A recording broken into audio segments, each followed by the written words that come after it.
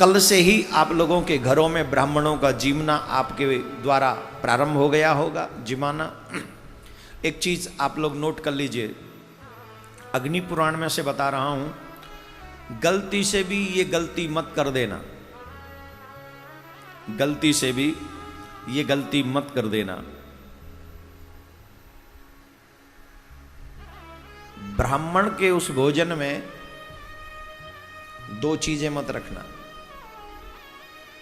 मुझे पता है बहुत से लोग तो ब्रह्म भोज ही नहीं कराते हैं, और जो लोग शहरों में रहते हैं वो इस बात का निर्णय कर पाने में बड़े मुश्किल होते हैं कि हम क्या करें, हम कैसे करें। वो निर्णय भी नहीं कर पाते, सही से डिसीजन भी नहीं ले पाते। जो दो चीजें हैं, अगर आपने ये गलती की तो इसका दुष्परिणाम आपको झेलना पड़ेगा। और शहरों में छोड़ दीजिए, आजकल तो गांव में भी इन चीजों का ध्यान नहीं रखते।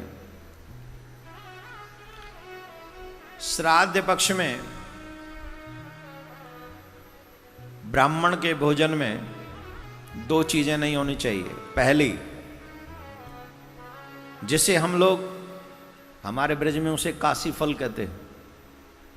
आपने ध्यान दिया होगा, जब कोई बहुत बड़े यज्ञ होते हैं तो बलि जब देनी होती है तो उसी के ऊपर उसकी आकृति बनाते हैं, वो काशी फल। मुझे नहीं पता और आपको क्या बोलते, आप क्या बोलते उसको? बहुत गोल सा होता है जिससे पेठा बनता है। ध्यान से सुने, उसे पेठा भी कहते हैं, कद्दू भी कहते, काशी फल बोलते हैं हमारे यहाँ, और उससे पेठा बनता है। अगर ब्राह्मण के भोजन में, श्राद्ध पक्ष के भोजन में अगर हमने वो काशी फल की सब्जी बना दी तो पितृ घर से 1.5 किलोमीटर दूर से ही पहले भाग जाते हैं, आते नहीं, और क्रुद्ध होकर श्राप देकर जाते हैं। जो पितृपक्ष में, श्राद्ध पक्ष में हम ये भोजन इत्यादि करते हैं कि जिससे हमारे पितृ प्रसन्न हो, किया था कार्य इसके लिए, लेकिन अनजाने में अपराध कर बैठे, और उस अपराध का दुष्परिणाम ये हुआ कि वो आशीर्वाद देने की बजाय और बद्दुआ दे के चले गए। इसीलिए कल मेरे को क्योंकि भूमिका बनानी थी, बहुत समय था, लग भी गया था, समय लग गया, बता नहीं पाया, तो मुझे लगा कि कैसे भी आज की कथा शीघ्र प्रारंभ हो और सबसे पहले मैं आपको ये गलती करने से रोकूं कि ये अगर बना भी लियो तो हटा देना, ब्राह्मण के आगे मत परोसना।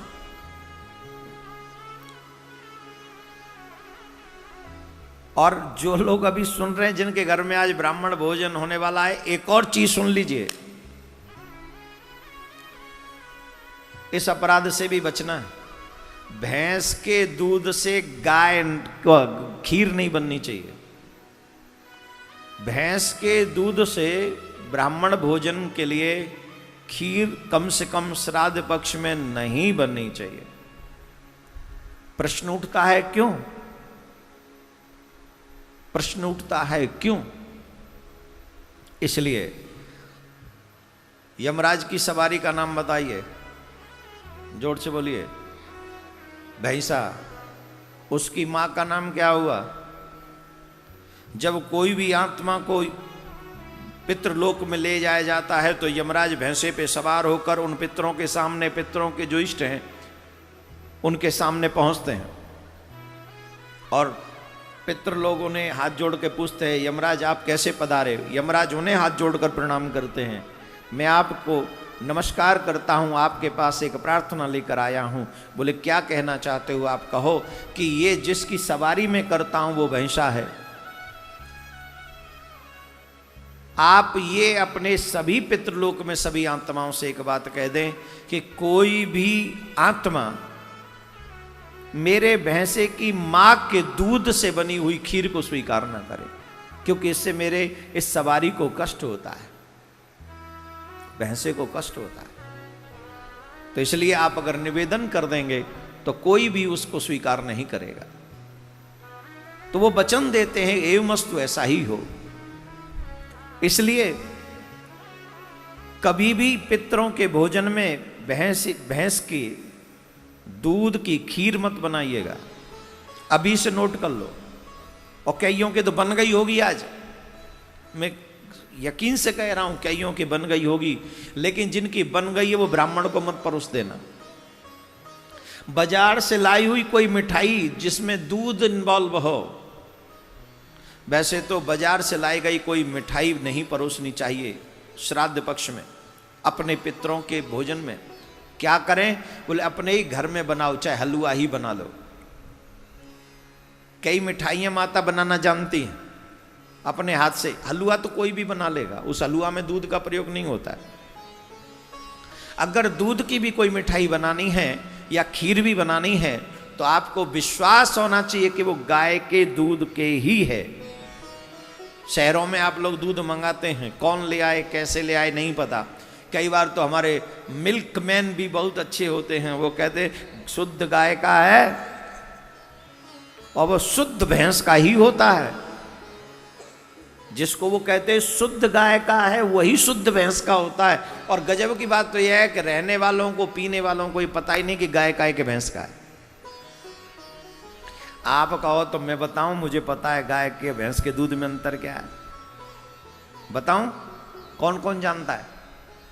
आप जानते हो? फिर नहीं बताऊं, रहने दो। कईयों को नहीं पता, उनको तो लगता है वाइटामिन्स दूध है। भैंस का जो दूध होता है वो गाढ़ा होता है, बहुत गाढ़ा। आप उसको उंगली डुबाएंगे बहुत देर तक आपकी उंगली से चिपका रहेगा, गाढ़ा होता है। और गाय का जो दूध होता है वो गाढ़ा नहीं होता है, थोड़ी देर लगाओ उंगली एकदम साफ हो जाएगी। ऐसा ही होता है ना।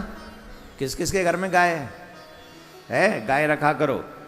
गाय यहां भी सुख देती है और वहां भी सुख देती है। जो गाय की पूजा यहां नहीं करते उनके यमराज के दूत वहां सेवा करते हैं। आगे कथा में आज सुनाऊंगा, बेटा कान खड़े हो जाएंगे तुम्हारे, आज सुनो तुम कथा।